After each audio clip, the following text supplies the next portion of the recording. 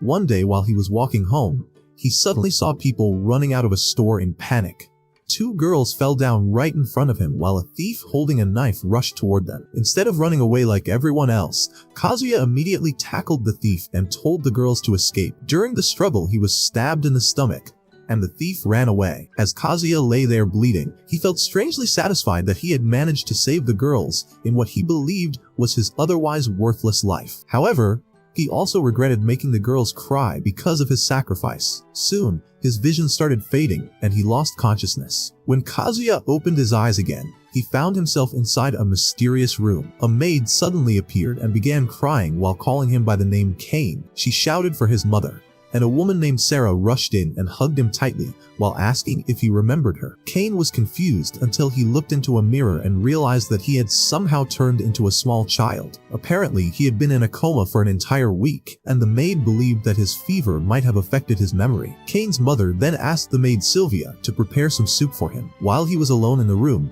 Kane began wondering how he had suddenly become a child. He thought that maybe he had been transported into an anime or an isekai world. Curious about his new surroundings, he started searching the room, hoping to find powerful weapons, but he could not find anything useful. He even checked if he still had his huge rod, but Sylvia misunderstood his actions and assumed he had wet himself, which left Kane extremely embarrassed. After Sylvia left the room, Kane slowly began piecing together the details of his new identity. His new name was Kane von Silford, and he was now a 3-year-old boy. His parents were named Garm and Sarah. He had a sister named Ren, and also 2 older siblings from his father's second wife Maria. His father Garm was a cultured noble and a high-ranking margrave responsible for protecting the kingdom from dangerous monsters. When Kane learned that monsters and adventurers actually existed in this world, he became extremely excited because he wanted to learn magic and go on adventures. Sylvia promised that she would teach him magic once he learned how to read,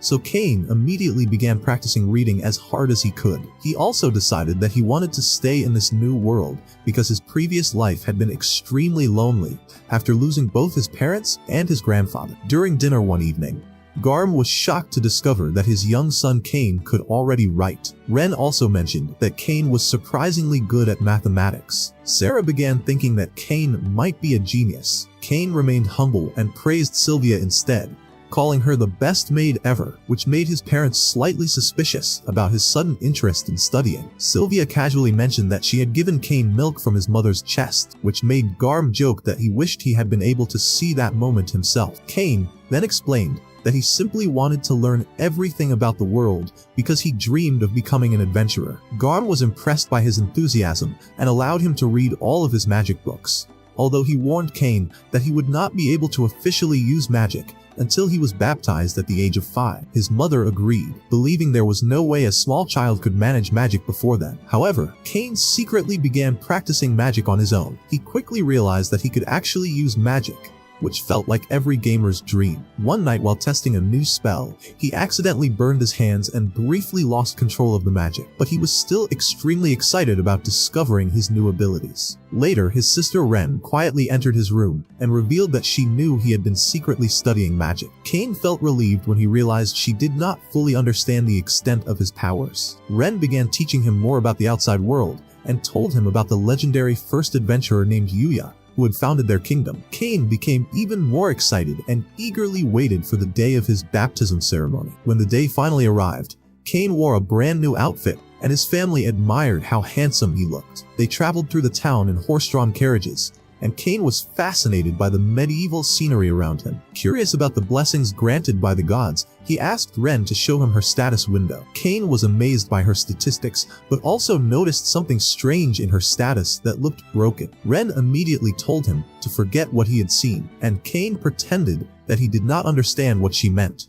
Meanwhile, Garm explained that the blessings given by the gods had different levels ranging from 1 to 5, and those levels determined a person's ability in various magical fields. When they arrived at the church, the priest began the baptism ceremony. Suddenly a bright light surrounded Kane, and he was teleported into another realm where he met the 7 gods. They addressed him by his original name, Kazuya, which confused him because he wondered who they were talking about. One of them introduced himself as Zinam, the god of creation, and he oddly resembled Santa Claus. However, Zenom could read Kane's thoughts. The gods began discussing the circumstances of Kazuya's death and explained that although his sacrifice seemed heroic, the criminal would actually have been caught even without his help. Nevertheless, the gods said that they reincarnated him because he died while trying to perform a good deed. Kane admitted that he did not regret what happened because now he had a loving family, the ability to use magic, and the chance to build a life that he could never have had before. The gods then began giving him powerful blessings.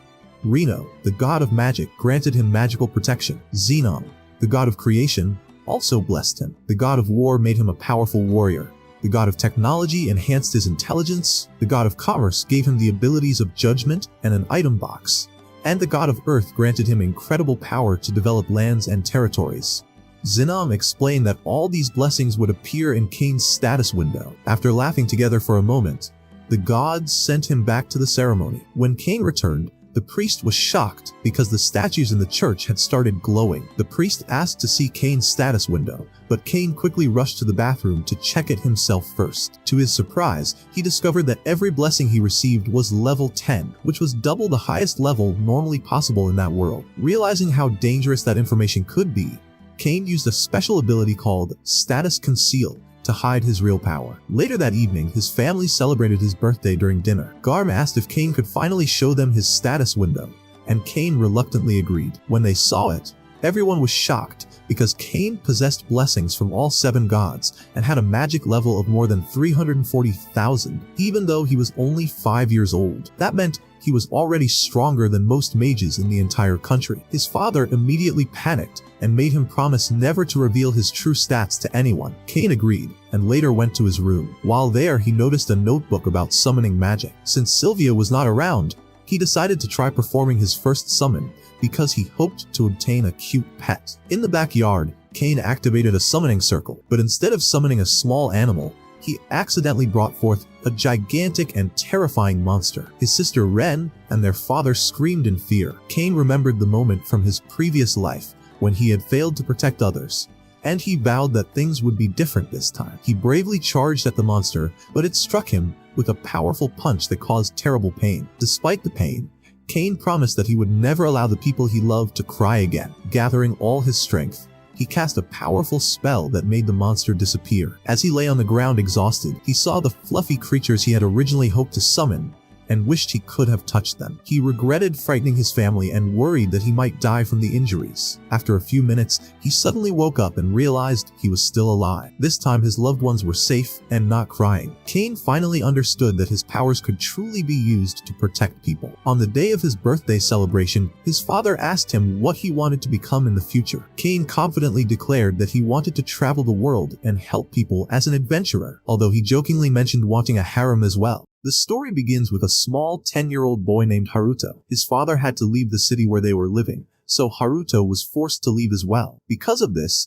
he was saying goodbye to the girl he loved very much. Even though he was only a child, he showed a level of determination and maturity that many adults cannot show. Looking into her tear-filled eyes, he said, "I have to go with my father now, but I promise you that I will come back and marry you. Even if I die, I will still return to you." The girl was heartbroken. She did not want to be separated from him at all. However, life does not always go the way we hope it will. Soon after that emotional farewell, the boy left the city, and many years passed. One day, Haruto was traveling on a bus. While sitting there, he noticed a small girl staring directly at him. Before he could understand what was happening, a terrible accident suddenly occurred. The bus was completely destroyed, and everyone inside died, except Haruto. When he opened his eyes again, his head felt like it was being hammered from the inside with unbearable pain. He looked around and quickly realized that something was wrong. His body felt different, and the place around him was unfamiliar. Everything looked strange and unknown. Confused memories started flooding his mind. His head began to throb with unbearable pain, and he could barely think clearly. Soon the truth became clear to him. After dying in his previous world, he had been transported to another world. In this new life, he was living under a different name, Rio. While he was